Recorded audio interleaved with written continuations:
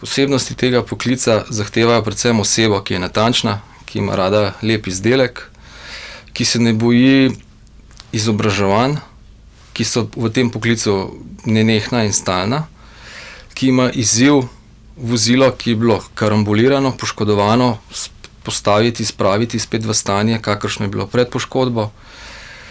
Ne nazadnje pa je to poklic, ki je danes zelo cenjen in predvsem zelo dobro plačan.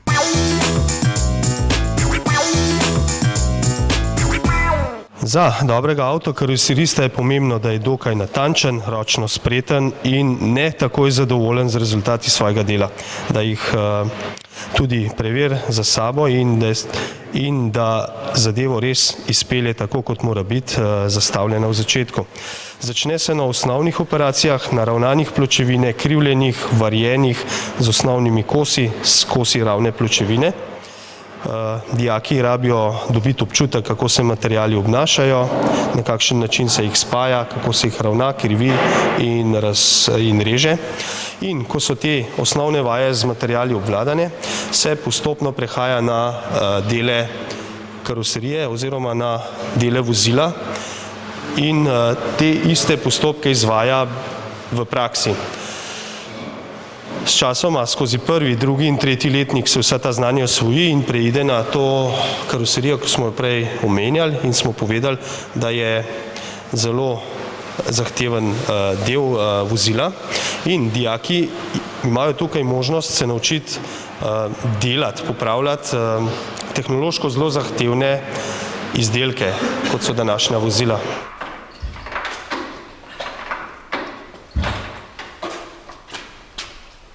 Pa res gleda star. Ja, ne boš verjela, ampak to je res, ja. Koliko je pa star? Zračuni, 38-letnik. Se pravi, okrogli 70 zdajle. Kater motor pa je v bistvu tole? To je pa Puh 200, narejenih je bilo zelo malo, že takrat, po mojih podatkih so pa samo še 4 v Sloveniji. Super. Ja, koliko časa pa pol se že ukvarjate s tem v bistvu vse skupaj? Ja, prvi moped sem razdrl, ko sem imel 12, se pravi, 20 let že tole vijačmo. Veliko.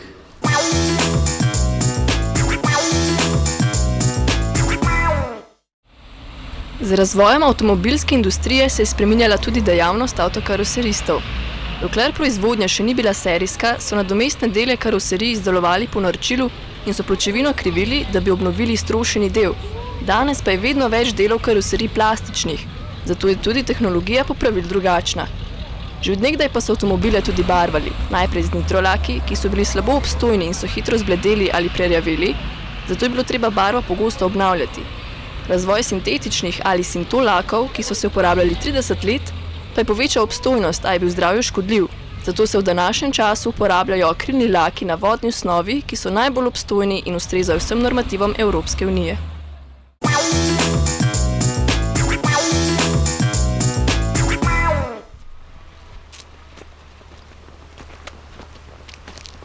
A ni lepo tukaj? Ja, mi lahko končno poveš, kam me vlečeš. Jaz imam enega prijatelja, ki ima v bistvu kolega, ki pozna nekoga, ki mu je povedal, da je tle en gospod, ki v bistvu rihta stare džipe, no? A veš? Čak, tvoj kolega ima brat... Kaj? Ne, se vseeno, tam leži en avto, meni se zdi, da so prav. Fancy.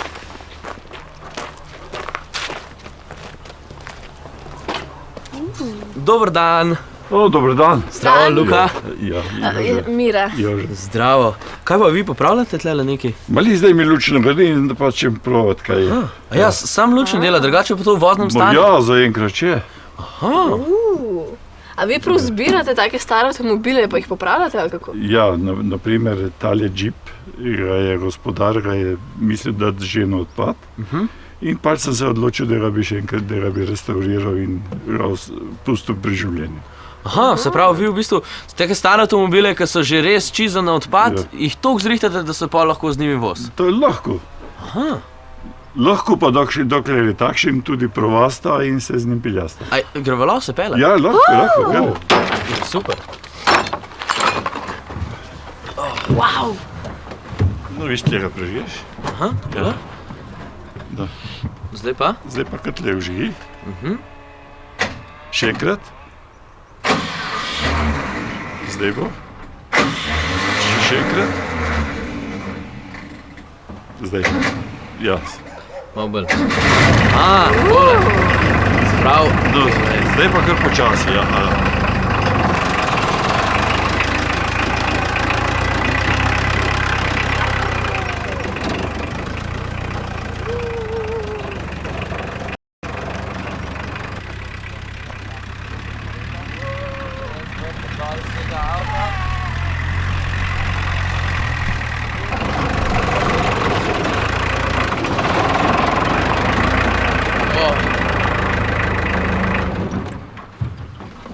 Tole je pa fajn za voziti, ne?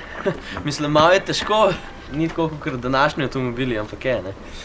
Mene pa bolj zanima to, recimo, kako vi se lote tega avtomobila? Ne vem, kad dobite, recimo, staro kripo, kaj najprej naredite? Ja, prvo je celo razstavim, sicer pa peta pogledati, lik zdaj eno podvozje imamo v garaži. Aha, a to je pol samo ogrodje, samo podvozje? To je podvozje, ko čaka še nadgradnjo in še Pol naprej. bolj naprej.